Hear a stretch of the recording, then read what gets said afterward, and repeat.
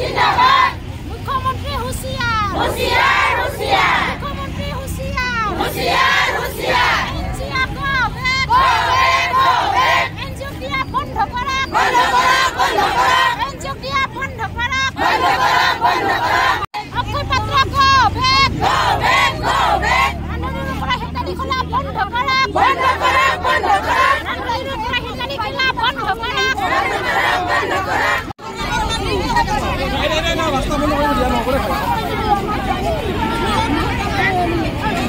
বছৰে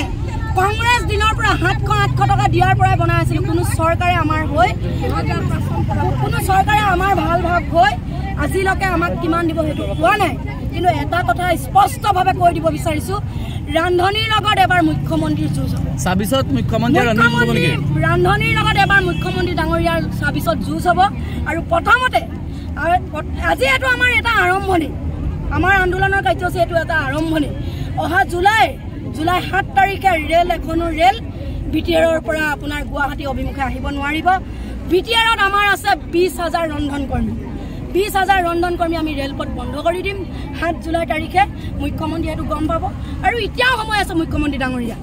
আপুনি ফেচবুক লাইভত যেনেকৈ কৈছে নলবাৰীত গৈ আপুনি অক্ষয় পাত্ৰক ফিটা কাটি আহিছে আপুনি অতি সোনকালে ফেচবুকতে আমাক কৈ দিয়ক এনজিঅ'টো নাথাকে বুলি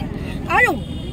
এটা কথা কৈ দিয়ক যে ৰান্ধনীসকলৰ দৰমহাটো ইমান 9,000 পাম নে 8,000 পাম নে টকাই দিব সেইটো কৈ দিয়ক